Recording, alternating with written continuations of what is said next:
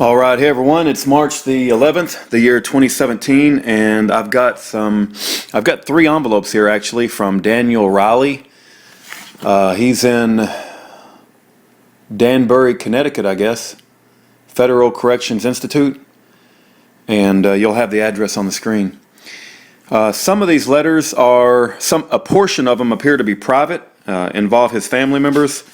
And so I'm not going to scan it. I'm just going to read it and skip over the parts that appear to be private. And this is just the first of three, so that's what I'll be working on tonight. All right, this was written on March the 4th, the year 2017, so that was written 7 days ago. Rudy and Aaron, it's about 20 degrees outside, and I'm sitting here in a dorm that holds 62 prisoners, writing this correspondence on top of a hardcover book placed on the lower bunk assigned to me. It is so overcrowded my bunkie is in my way on a regular basis, and I am sure I am in his way regularly. Living conditions are tantamount to living on top of one another. Prison life is a miserable existence. I used to write political letters to various patriots around the country asking them to post them online. Some of these patriots include, and this is where I'll need your help, I need to reach out to these patriots, and I'm looking for 15 to 20 letters that Daniel Riley wrote. I have not located them, and Daniel Riley wants me to try to locate them. So these are the names that I need your help in reaching out or finding these people. Donna Vanmeter, Donna Vanmeter.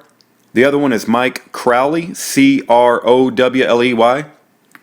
Pete Eyre, E-Y-R-E, Pete, E-Y-R-E, Pete Eyre, Andrew Buhl, B-U-H-L, and Nathan Larson, L-A-R-S-O-N. Nathan Larson, to mention a few. It is my understanding that Donna would read my letters on YouTube, and Nathan posted some at Nathania, nathania.org/wiki. I kept copies of my letters. I eventually sent them home to my brother. To my knowledge, he scanned them all in and posted them online somewhere. I signed them, "Take good care." I found a copy of one letter I wrote to Mike, dated April the 30th, AD 2012. I am sending you a copy via another envelope. Please note that there are some grammar and typos. I estimate I wrote between 15 and 20 letters. If you could find all of them, that would be wonderful. Maybe search the names I provided to try to get a clue as to where they're posted.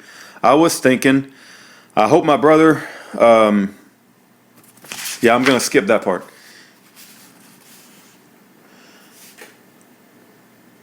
Okay. Here is an anecdote. When I was imprisoned at Terre Haute, Indiana, a cop mentioned my letters to me. This was after I was let out of the CMU and placed into general population. The standoff at the wildlife refuge in Oregon was going on. The cop said my letters were posted on websites supporting the Bundys and what they were doing. I said I have no control what my letters and where my letters end up. He asked me if I was anti-cop because he said my letters were also on anti-cop websites. I told him I am anti-corruption, not anti-cop. While I was suffering in the CMU, I had so much time on my hands, I figured since I cannot physically fight the enemy any longer, I might as well take the fight to the enemy with my pencil. Experience teaches us that those who write well are dangerous to those who try to stifle freedom. That was my philosophy and motivation for writing. Oh, by the way, I happened upon another one of my letters dated April the 12th, AD 2013, as I was rummaging through my papers. This letter was an open one to the patriots of New York in response to that reprobate Andrew Cuomo's attack on our liberty tools. I have sent along a copy in another envelope. I have read the patent book you sent me. I also read the Kennel book. I found it to be on point on some things and hyperbole on others, in my opinion. I donated it to the prison library in hopes that other prisoners will read it. Right now, I'm reading Pilgrim's Progress. I remember Pastor Hagee talking about it, so I find it enjoyable. I also receive books on building a house and water systems and concrete work. I am a do-it-yourselfer, so all this knowledge is very helpful. I was a licensed master electrician before the enemy did this to me. I have an associate's and a bachelor's degree in electrical engineering from DeVry Technical Institute. I also served in the Marine Corps 86 through 90.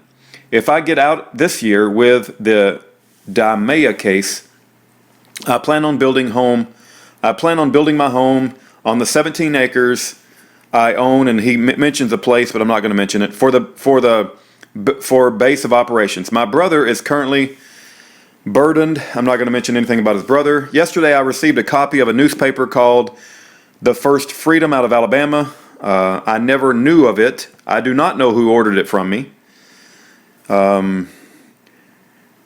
I was a distributor for the now destroyed Spotlight newspaper back in the 90s. Now remember, there's a movie called Spotlight that talks about the pedophilia priest, the tragedy that was going on in the Catholic Church. Spotlight newspaper back in the 90s. Then it became the New American. I used to spend my own money to buy 200 copies and then put them in store shelves to get the shelf space. I would make a deal with the store owner. You sell the paper and keep the money. You do not have to pay me anything. It cost me about $220 a month, plus time, effort, gas, etc. Any papers that did not sell, I would put them on tables in local diners, coffee shops, give them to the public through the slot in their bulletproof window at the various stations. Oh, give them to police through the slot in their bulletproof window at the various stations, and drop them off to elderly folks who I knew wanted a copy. Every Saturday morning I did it for 3 years. I kept a copy of every one. I have stacks of Spotlight newspapers at the house. Did you get this subscription? I never got it, but I do remember a movie coming out with that same name. That it was all about the pedophilic priest thing in the Catholic Church. I just read the Fourth Circuit Court of Appeals in Bain, I don't know, upheld Maryland's ban on semi-auto Liberty tools. The original 3-judge panel held it unconstitutional using strict scrutiny. The appeals court applied intermediate scrutiny. The appeals court reasoned that because they are military weapons, they are not protected by the Second Amendment. The enemy's courts are so corrupt. I do not recall the case name or site at this moment. For now, this gives our side another fact to point to in order to justify our serious concern for our liberty and self-preservation. Well, that is all I have for now. Let me know how you make out with my letters. I hope this letter found you in good spirits and health. Take good care, Daniel. Okay.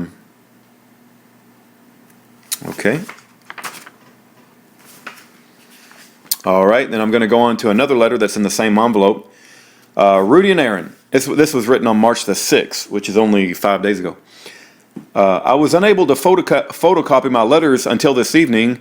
The photocopy machine was finally fixed today. Thus, this addendum letter. Today I received a printout about solitary confinement and the book Les Miserables. I sent him the book Les Miserables because I thought it was a great book. It's a classic by Victor Hugo, but not everybody enjoys fiction. I've done my fair share of solitary confinement, not because I broke any prison rules, but because of who I am. From December the 13th, 2008 till April the 30th, 2009, I was put in solitary at MDC Brooklyn due to my CMU status. I later found out. As for the book, I do not read fiction unless I absolutely have to. I was going to put one of my old letters in with this letter because I figured I could photocopy it front and back, but the line at the copy machine was too long, so I rushed and forgot to do the copies back to back, and therefore I had to put it in another envelope. He talks about his brother. I'm not going to read that.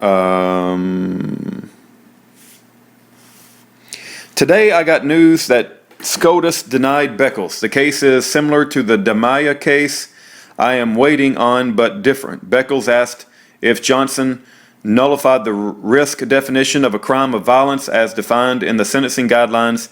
The court held there can be no vagueness challenge to the guidelines because they are advisory, not mandatory. Damaya asked if Johnson nullified statute section 16B, which is mandatory and identical to 924C3B, the statute I need nullified to go home. But a statute makes a big difference because statutes are mandatory, like the statute Johnson struck down. i.e. Section 924E2B. I had to tell other prisoners the bad news. Boy, their countenance sunk to the doldrums when I broke the news. I'm afraid the same could be my fate. I try to keep my hope in check. The more hope grows, the bigger the letdown if it doesn't go my way. I know I will slip back into my usual state of depression. All I can do is wait. I hope you enjoy the 2 letters I was able to send you. I value your opinion, good or bad. Let me know what you think about how I bring my points across and my writing style. That's it for now. Take good care, Daniel. Okay, like I said, that's 3. We have 3 envelopes from Daniel. That was just number 1. So I'm going to get this uploaded. I do ask that you look at the address on the screen, and please write Daniel Riley a letter. He was associated with Ed Brown in the tax standoff up there in Massachusetts, I believe. And he's a young man staring at some serious prison time, and I don't believe he intended to hurt anybody. I believe he was just standing up for what he thought was right. God bless every one of you, and take care.